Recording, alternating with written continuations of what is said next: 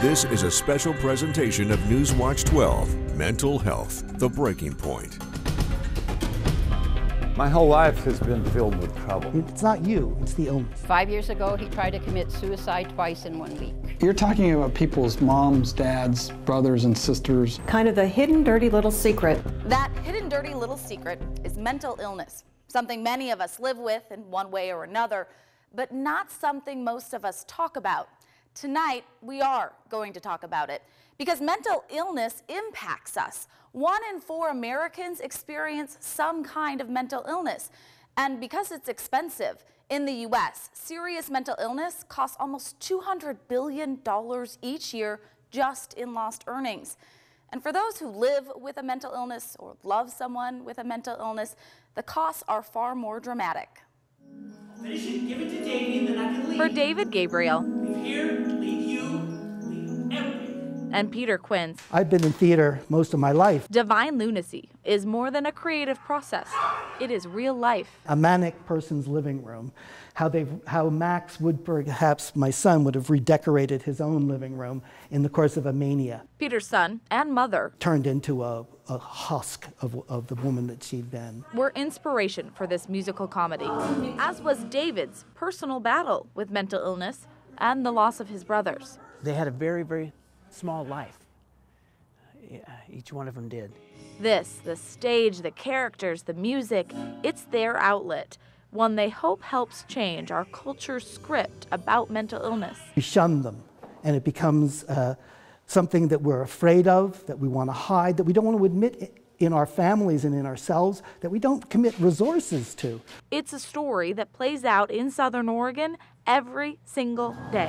Face the car for me. Do you have any knives or thing on you? Medford Police, We started seeing double-digit increases year after year. County Health, We've outgrown our space already. the courts, Laws need to be changed. the advocates, We are full all the time. and of course, those who live with mental illness. My whole life has been filled with trouble. The National Institute of Mental Health says 1 in 4 Americans will have a diagnosable mental illness in any given year. The most pervasive Schizophrenia, bipolar disorder, major depressive disorder. diagnosis is based on subjective observation, as defined in the DSM-5. You have strep throat, you go in, you get a swab, and they test positive or negative for strep throat, but we don't really have that yet for mental illness. Most experts and advocates believe the percentage of people with mental illness has not changed dramatically. The numbers obviously will go up if your population goes up. But other things have changed. We are now back to the number of psychiatric beds that we had in the year 1850. In the 1970s and 80s, state hospitals across the country closed.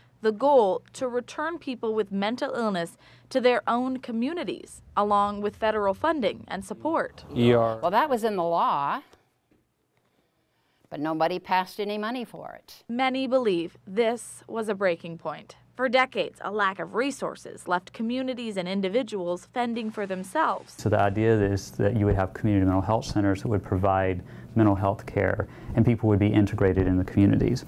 That just never happened. As a result, those with mental illness suffered in a stigma-steeped silence. Nobody needs to reach the point that I did. One of those people, Stuart Whitmore, who in depression's deep hold took a rifle to his face and pulled the trigger. Our lives are determined by our choices, and there are consequences to all choices.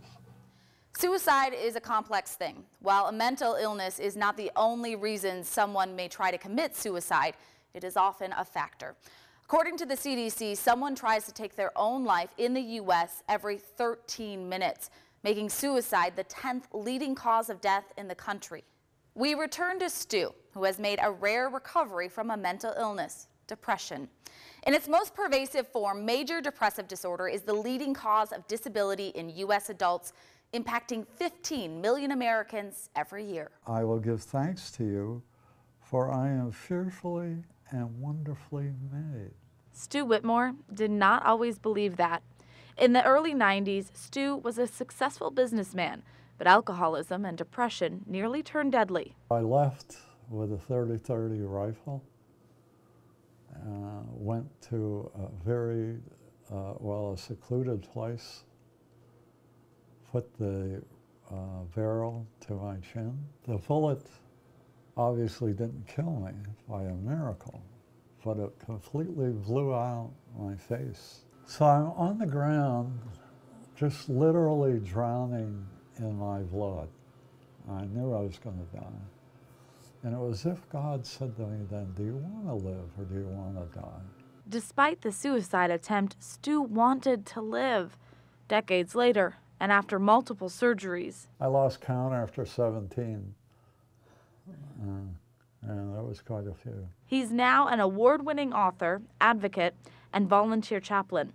He wants people to know his story of survival. Nobody needs to reach the point that I did. Pat Garoot knows this all too well. Well, he took that rifle and he put it in his mouth and he blew his brains all over the bedroom wall. My brother Tom, dead at the age of 38. Pat's family is riddled with bipolar disorder and PTSD. It fuels her work with the National Alliance on Mental Illness. Because the law, the way it is, said we could not get him help. He had the right to be insane. Like Pat, many believe the wording of Oregon's treatment law needs to change. Mental health in the law is not good.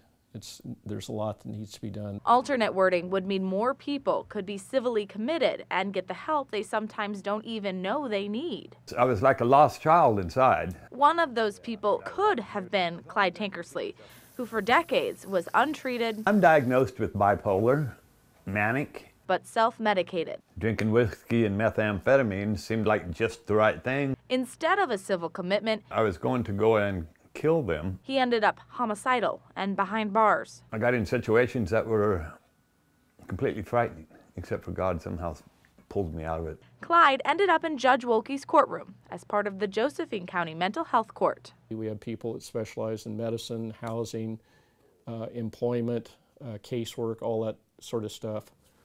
And the team, with the assistance of the mentally ill person, tries to work out a plan to get them out of the criminal justice system. His experience with the judicial system has not always been so positive. I thought he was a dirty judge, and before he could even start talking, I told him, I'm coming for you. Mental health court is just beginning in Jackson County. It's part of an extensive effort to change the way authority figures and people with mental illness interact. His brother may have shot himself. He was laying. Medford officer Stephen Metter, along with the entire department, completed a crisis intervention training. We were with him as he met John and put that training to use. John, I'm Stephen, okay? Listen, you're not in any trouble.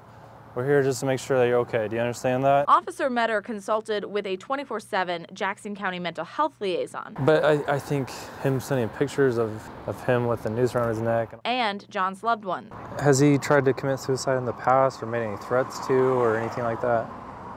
He talks about it a lot. The decision? Hey, I'm going to keep you in cuffs until we get in the room, and I'll take him off, okay? John was brought to Asante's psychiatric care unit. But like so many nights, there was no room at the inn. Still to come, what happened to John? Plus, we were granted exclusive access to Asante's behavioral health unit, commonly called 2 North. We'll take you inside when the breaking point continues. But first, here's a list of resources available in our communities. You can find these anytime online at kdrv.com.